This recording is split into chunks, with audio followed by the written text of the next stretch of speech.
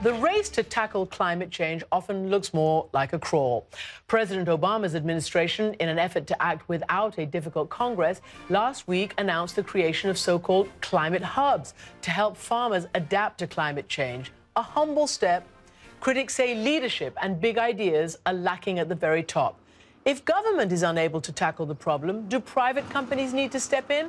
My next guest, billionaire investor Peter Thiel, co-founder of PayPal and the first outside investor in Facebook, is actually no fan of government intervention, but he says the tech sector also lacks imagination. And he's joining me now from San Francisco. Peter Thiel, welcome to the program.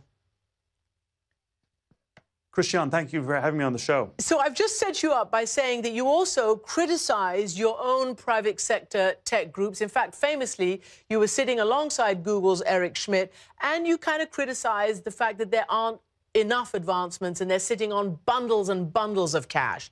Tell me what you would have them do. Well, it's been the technology story in the last 20 or 30 years has been a story of tremendous innovation in the world of bits and computers, but much less innovation in the world of atoms and stuff. And the energy problem is certainly a problem that's more a problem involving atoms and how we build new kinds of power sources, new kinds of ways to produce energy. Mm-hmm. I think there are a lot of things that look like they could be done when you look on them on paper, but the translation has been difficult. Why is just to that? give you some numbers. Sorry, give us the numbers. Silicon Valley. Well, Silicon Valley's invested $50 billion in clean tech in the last decade. Most of the money has been lost. 40 separate solar companies went bankrupt in 2012 alone.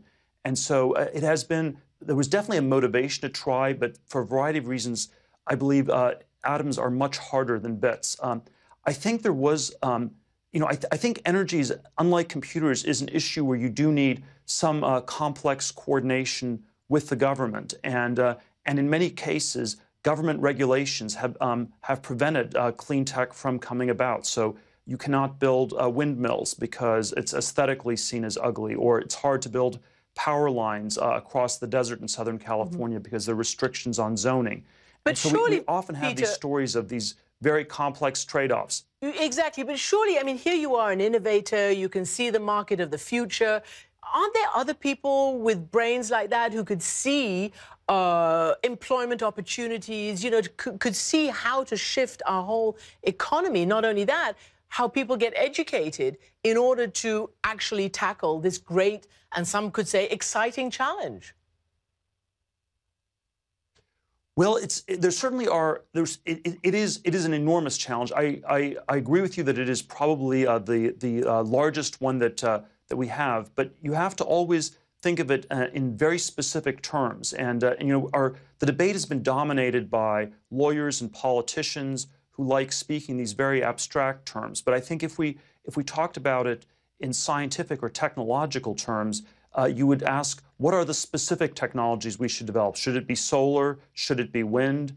Should we reconsider safer and cleaner versions of nuclear power? Because nuclear, after all, is something that does not lead to carbon emissions. And so we should perhaps rethink some of the biases that we've had against nuclear. And whichever one of these tracks you go down on, there is this very complex process of coordination, getting the power grid to shift over to one or the other. And our political leadership is not really capable of talking in scientific or technological terms. I looked at the U.S. Senate and House. There are 535 people. By a generous count, 35 of them have degrees in science or engineering, and the rest are basically living in the Middle Ages. They don't know that solar panels don't work at night or windmills don't work when the wind is not blowing. And so there is this incredible disconnect between Silicon Valley and Washington, D.C. in this regard. Yeah, you couldn't have put it better. Some poor beleaguered activist said, and even then, many people in Congress, many in the government treat, climate prescriptions and climate change as some kind of left-wing plot. But let me ask you, because that really does add to the inertia in government. You hark back to a nostalgia for like the 60s, where actually there was great technology, great innovation, the moon landing, that whole program was so utterly successful, identifying an aim and going for it. And controversially, you have given something like $100,000 grants to people under 20 to drop out of school to pursue their big ideas. Are you really hoping that this could be one of those motivators?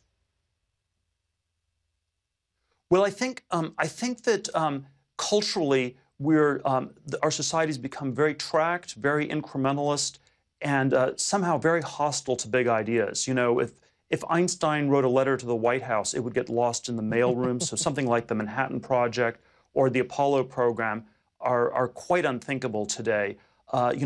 Nixon went on TV in 1970 and promised that we would cure cancer in 6 years. Now, that did not happen, but you could not imagine a major political leader in the U.S. or anywhere in the Western world trying to coordinate against specific innovation. So it's always, the discussion's always framed in these very abstract terms where we're going to have processes, we'll have innovation hubs, but it's never, you never talk about specific things. Which you have is to be very specific to actually try to get things done. When you consider that America is the land of the greatest technological progress, the greatest scientific progress in the history of humankind.